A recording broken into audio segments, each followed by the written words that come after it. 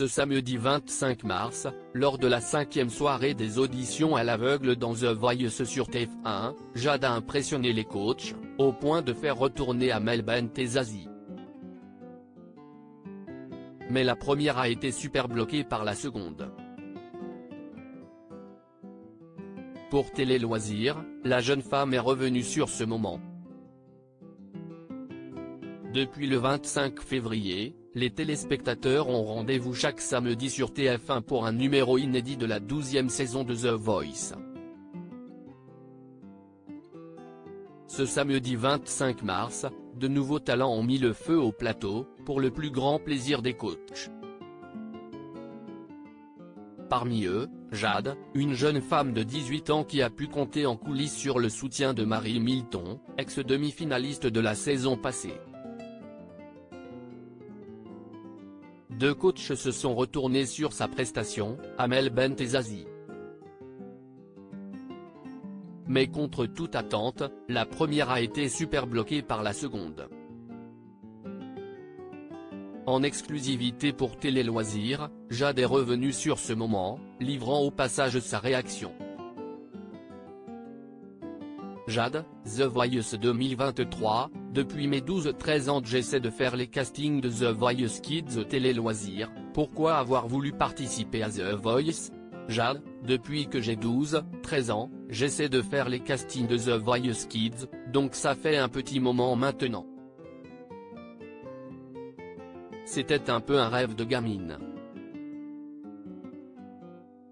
C'est une émission que je connais, que j'adore, et que j'admire depuis longtemps. Pourquoi les castings n'ont pas fonctionné ? Jade, je n'étais pas prête. Même vocalement, j'étais encore un bébé. Je n'avais pas la technique vocale que j'ai maintenant, ni même l'expérience artistique. C'était un mal pour un bien. J'étais jeune et têtu, donc je ne comprenais pas.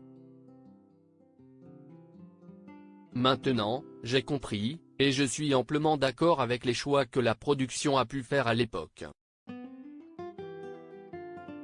Puis ça m'a donné la rage de réussir. Il y a eu du stress avant de passer votre audition. Jade, bizarrement, je n'ai pas été si stressé que ça. Il y avait mon coach vocal qui était aussi avec moi sur l'émission. Il est aussi mon ami dans la vie de tous les jours, du coup il y a ce côté où j'étais dans un petit cocon, j'étais très rassuré. La production nous bichonne. Il n'y a pas trop de facteurs qui font qu'on pourrait être mal ou se sentir mal. Je ne voulais pas me laisser envahir par le stress, au contraire, je voulais profiter à 100%.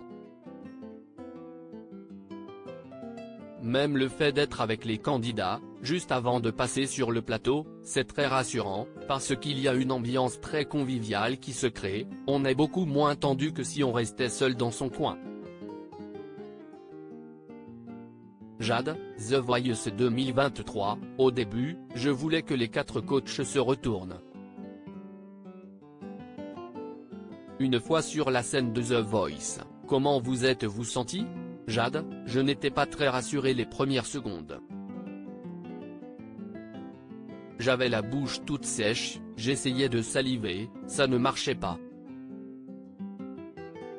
Je n'étais pas stressé, mais mon corps, lui, avait peur. J'avais l'impression qu'il y avait un ange gardien au-dessus de ma tête ce jour-là, et ça m'a beaucoup aidé, c'est très spécial comme ressenti. Amel Bent a été la première à se retourner sur votre prestation. Elle était la coach de Marie Milton, demi-finaliste de la saison précédente. Comment avez-vous réagi ? Jade, j'étais très touché. Quand elle s'est retournée, j'ai vu ses yeux et elle était très émue et du coup ça m'a encore plus ému.